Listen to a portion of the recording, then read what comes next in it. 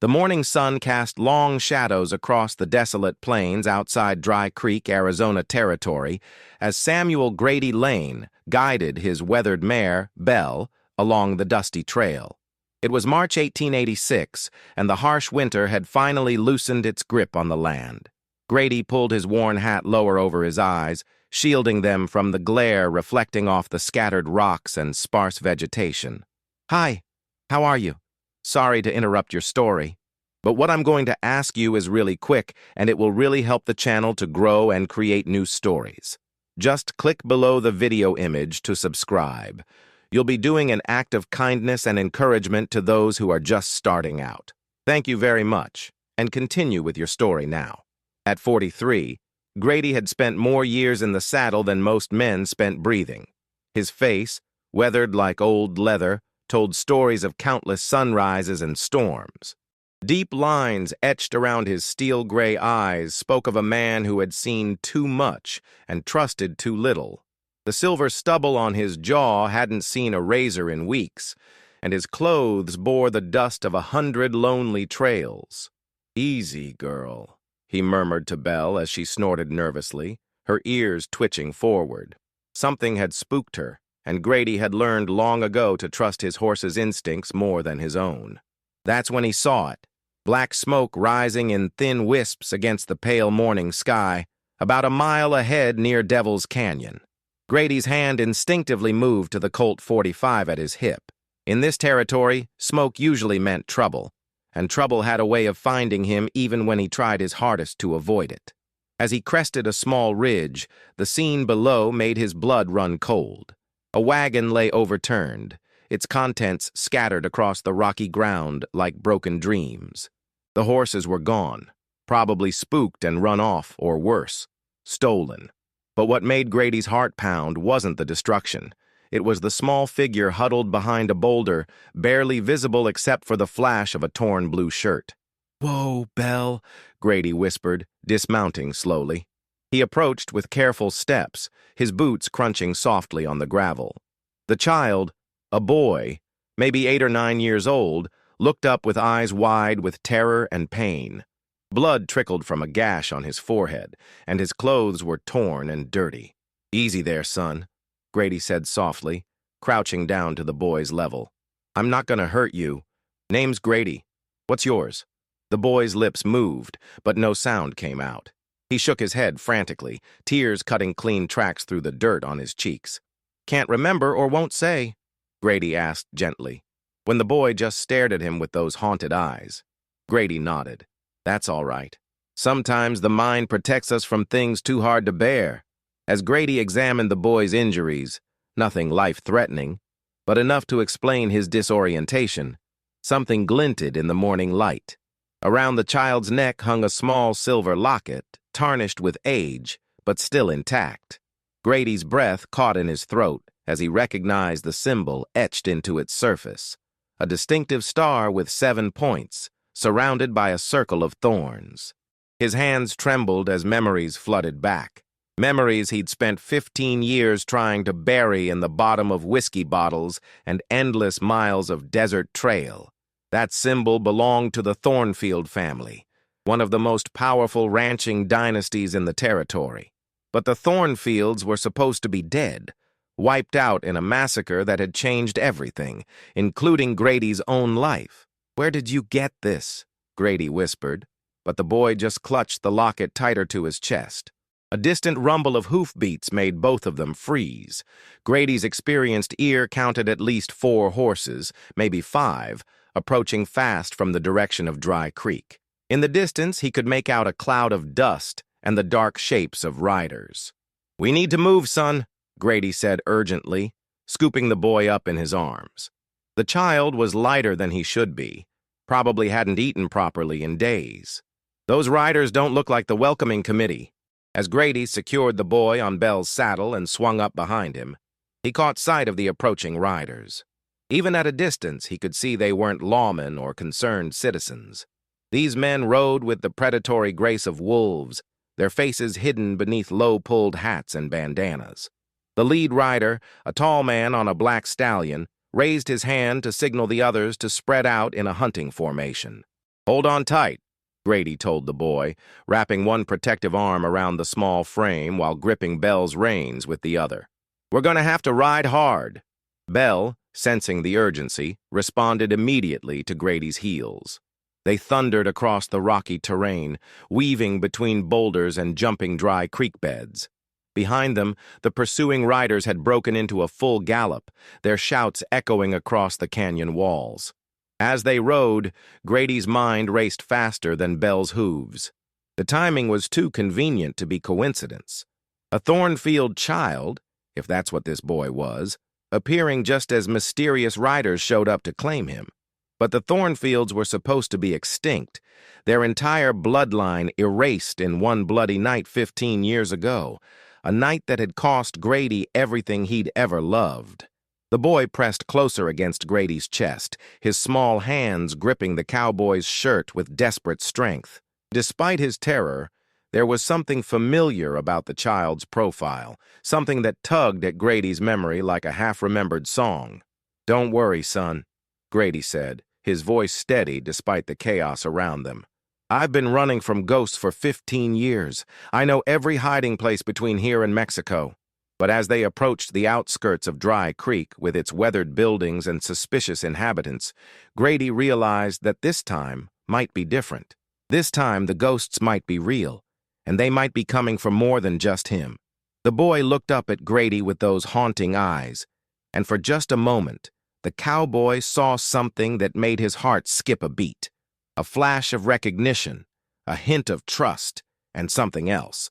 Something that suggested this child's arrival in his life wasn't an accident at all. As the first buildings of Dry Creek came into view, Grady made a decision that would change everything. He wouldn't just deliver this boy to safety and ride away. He would find out who the child really was, why those riders wanted him so desperately, and what connection the Thornfield locket had to the massacre that had haunted his dreams for 15 years. Behind them, the dust cloud of their pursuers grew larger, and Grady knew that whatever secrets lay buried in Dry Creek were about to be unearthed. The only question was whether he and the boy would survive long enough to learn the truth. The town of Dry Creek squatted in the desert, like a collection of weathered bones, its buildings bleached white by years of unforgiving sun. As Grady guided Belle down the main street, he felt the familiar weight of suspicious eyes tracking their movement. The boy, who had finally fallen into an exhausted sleep against Grady's chest, stirred slightly at the sound of their hoofbeats echoing off the wooden storefronts. Grady had been through Dry Creek before, but never with such urgent business. The town had a reputation for minding its own affairs and expecting visitors to do the same.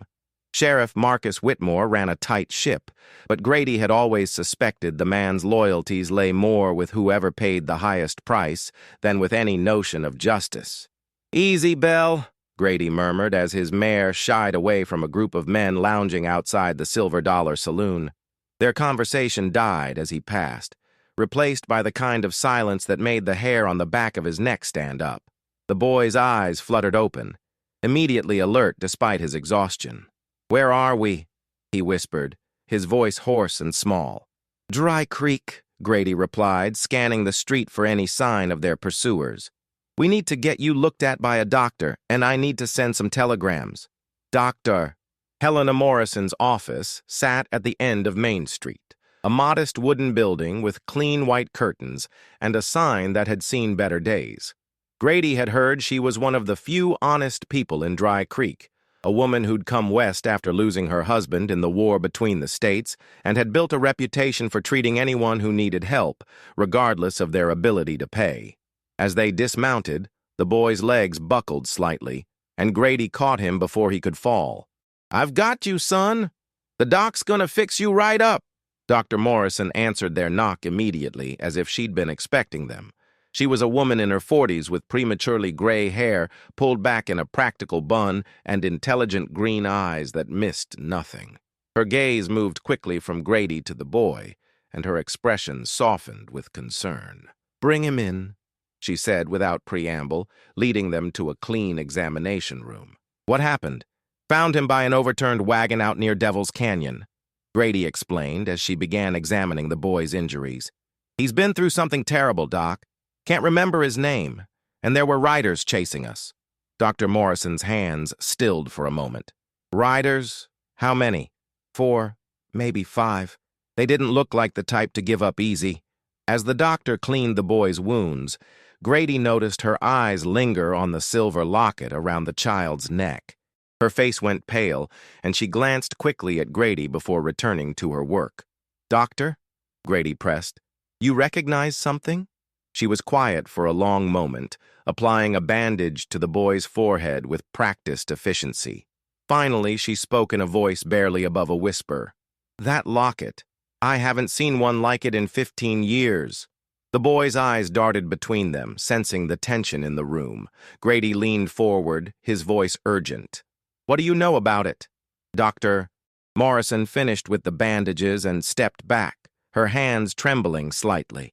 "The Thornfield family crest. 7-pointed star surrounded by thorns. Every member of the family wore one."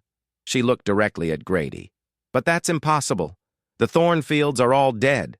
"That's what everyone believes," Grady said grimly. "But this boy is wearing their symbol, and someone wants him badly enough to chase us across half the territory." Before Dr. Morrison could respond, the sound of approaching horses filled the street outside. Through the window, Grady could see the same riders who had pursued them, now dismounted and spreading out around the building. The leader, a tall man with cold eyes and a scar running from his left ear to his jaw, approached the front door.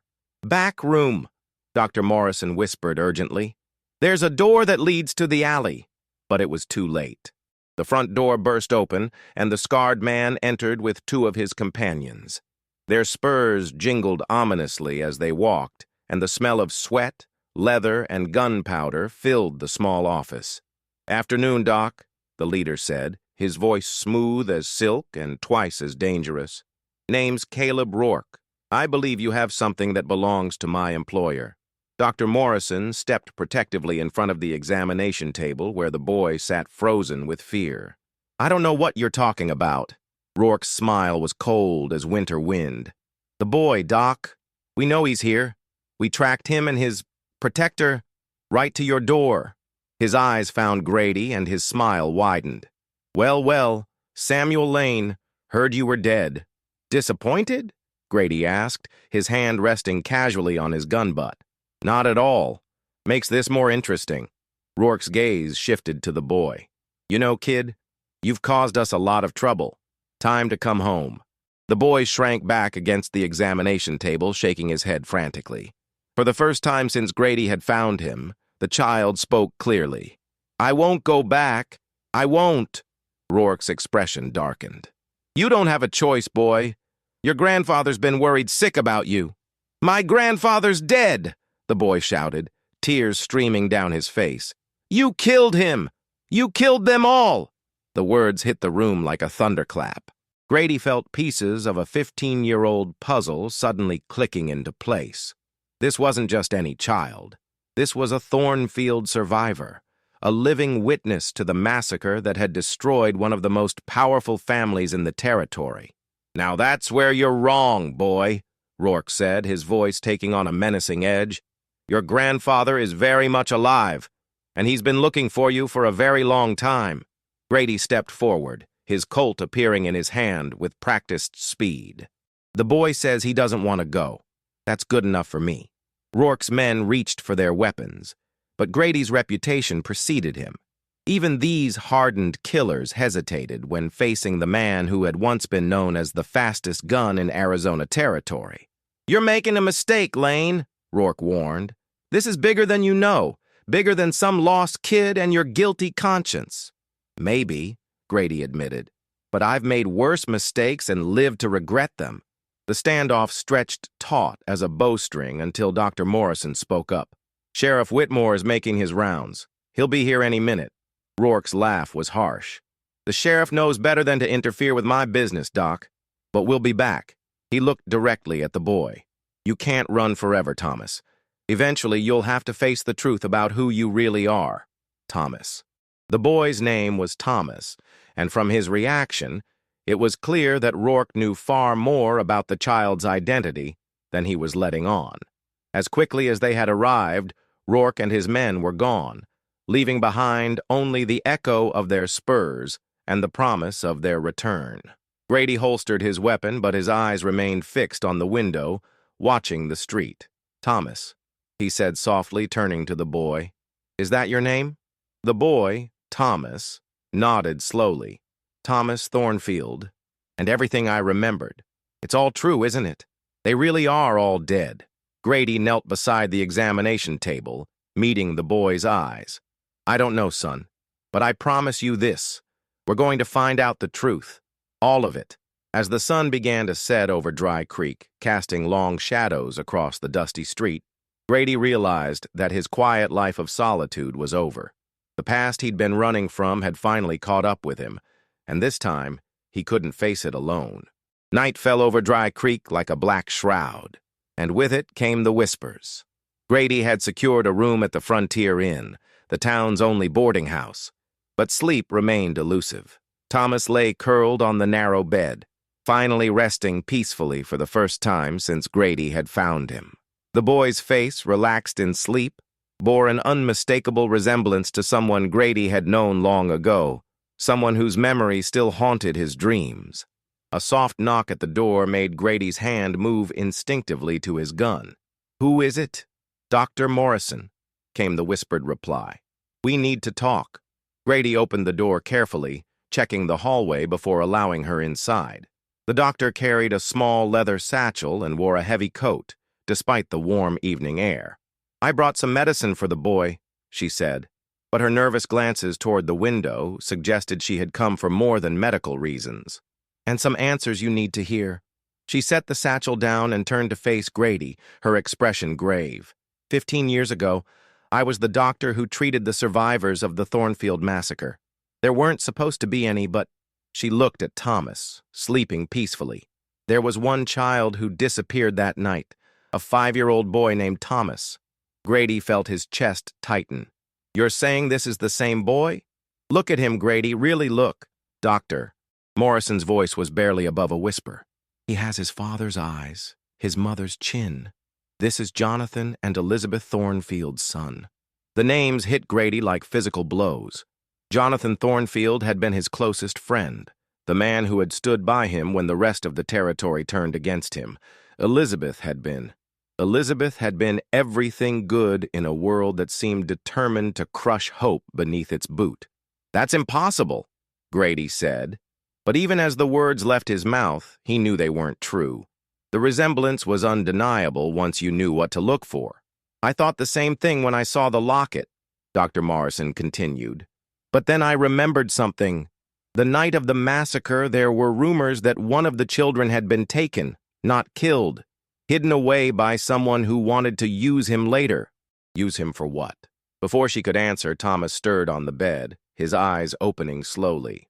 "I remember now," he said quietly, his young voice carrying the weight of terrible knowledge. "I remember that night." Grady and Dr. Morrison moved closer as Thomas sat up, his small hands clutching the silver locket. They came when everyone was sleeping.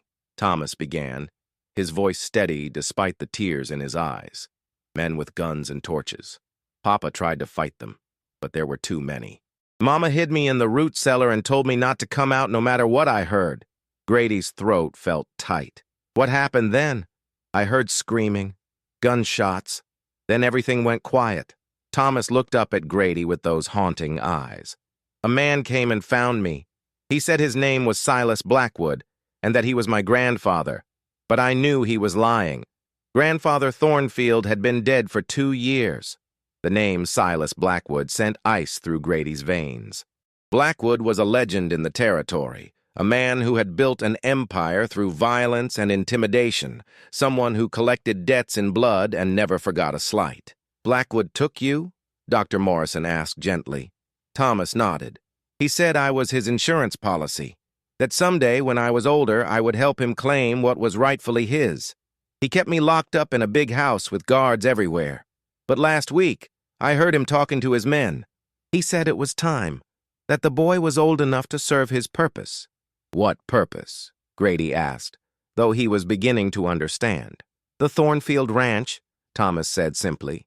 It's the largest spread in the territory, with water rights that stretch for hundreds of miles.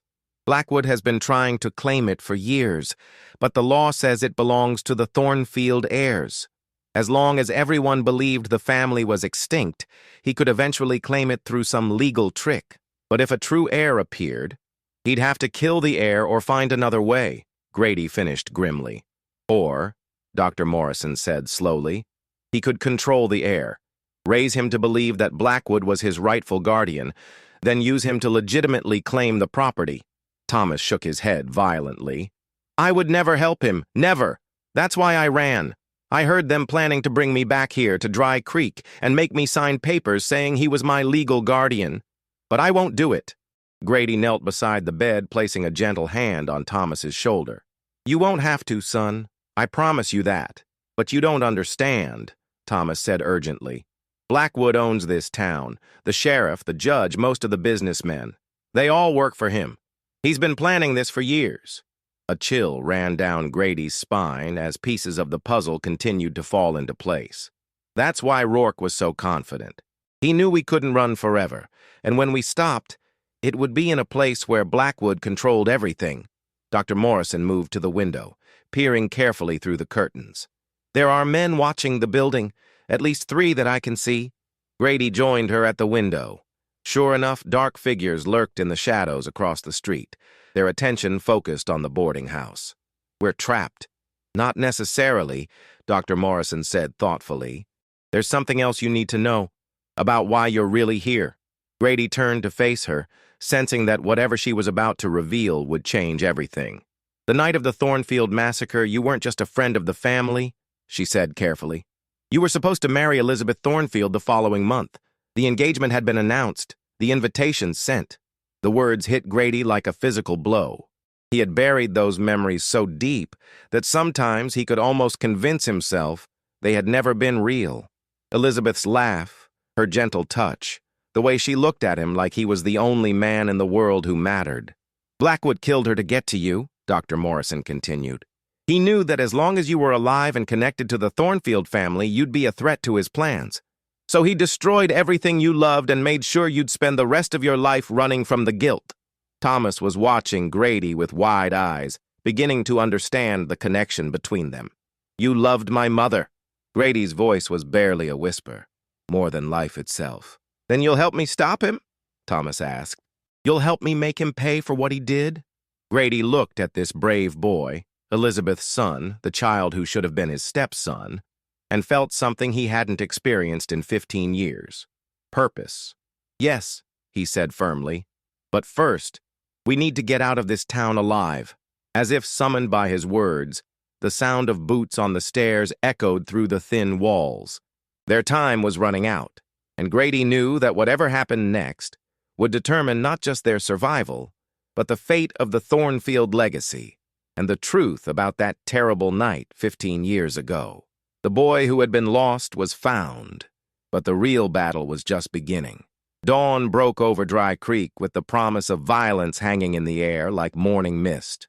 Grady had spent the night planning their escape, but every route led to the same conclusion. They would have to fight their way out. The men watching the boarding house had been reinforced during the night, and now Blackwood's forces surrounded the building like wolves circling wounded prey. Thomas sat by the window, his young face set with determination that reminded Grady painfully of Elizabeth. The boy had insisted on staying awake, claiming he needed to see what happened next. After 15 years of captivity and lies, he deserved to witness his own liberation. They're moving, Thomas whispered, pointing to the street below. Grady peered through the curtains and saw Caleb Rourke approaching the boarding house with a dozen armed men. But it wasn't Rourke who made Grady's blood run cold. It was the man walking beside him. Silas Blackwood himself had come to collect his prize.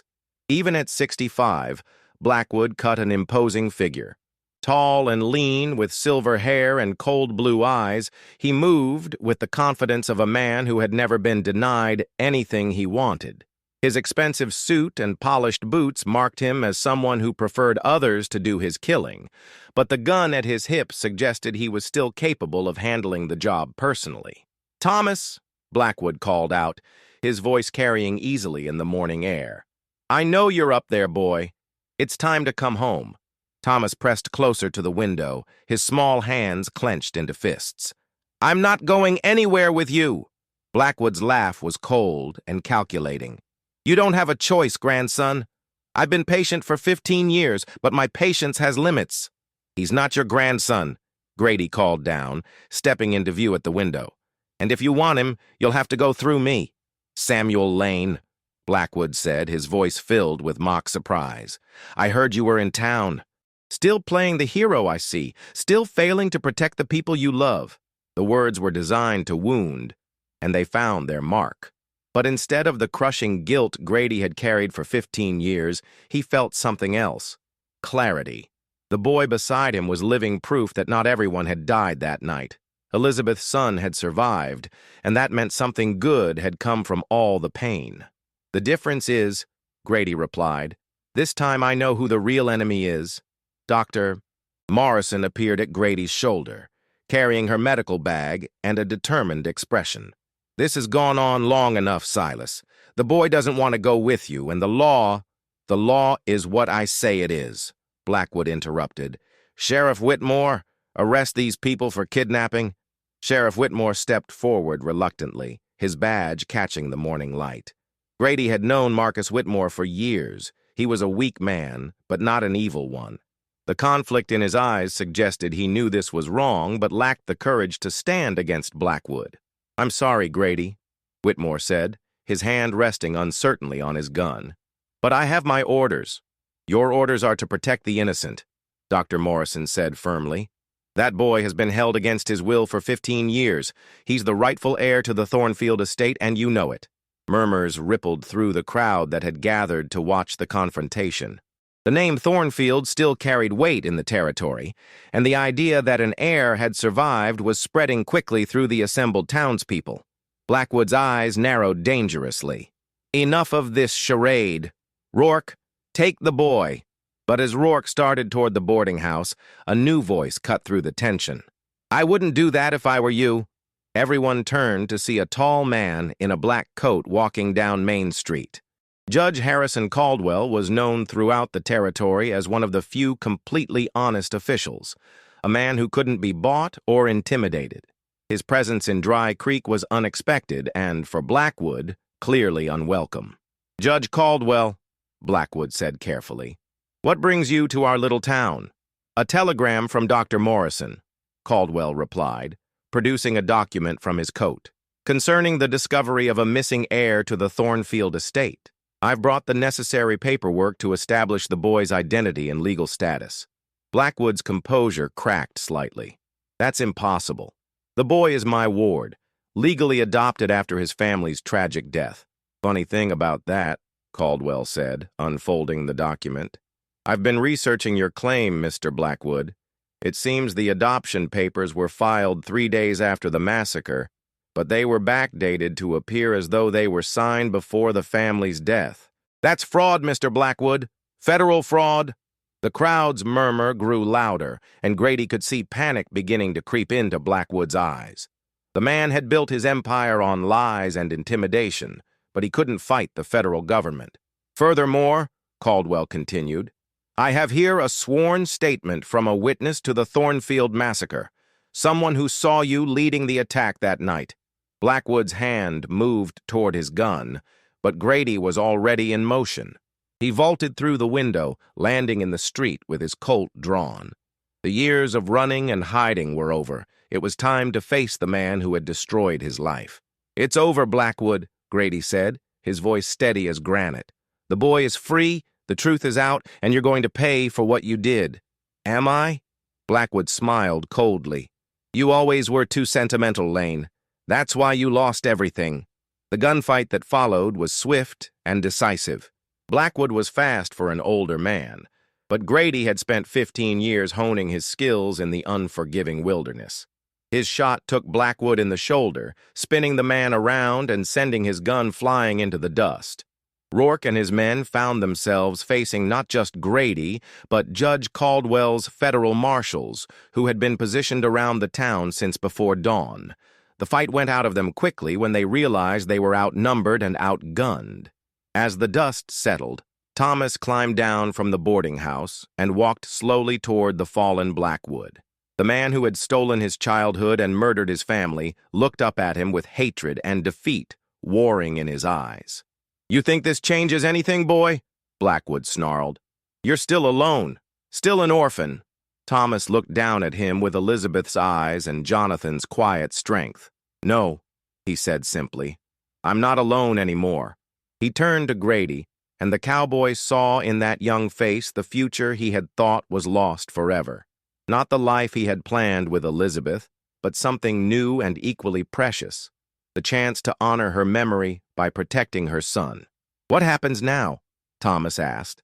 Grady holstered his gun and placed a gentle hand on the boy's shoulder. "Now we go home, son, to the Thornfield ranch. It's yours by right, and it's time you saw what your parents built." As they walked toward their horses, Dr. Morrison fell into step beside them. "The ranch has been empty for 15 years. It'll need a lot of work." "Good thing I know something about hard work," Grady replied, looking at Thomas. "And I suspect this young man is ready to learn." Thomas smiled, the first real smile Grady had seen from him, and nodded eagerly. "Will you stay? Will you help me rebuild it?" Grady thought of Elizabeth, of the life they had planned together, and of the second chance he was being offered through her son. "For as long as you'll have me." As they rode out of Dry Creek together, the morning sun painted the desert in shades of gold and hope. Behind them, Silas Blackwood was being loaded into a prison wagon, his empire of lies finally crumbling. Ahead lay the Thornfield ranch and the promise of a new beginning. The lost child had found his way home, and the lonely cowboy had discovered that sometimes the best way to heal old wounds is to help someone else find their strength. In the vast expanse of the American West, where justice was often as scarce as water, they had found both, and each other. The Thornfield legacy would live on, carried forward by a boy who had survived the worst humanity could offer, and a man who had learned that redemption was always possible, even after 15 years of running from the past. Hello? How are you? Did you enjoy the story? Like, share, comment on which city you're watching from, and subscribe to the channel to help us continue adding new amazing videos. Thank you very much, and come back often.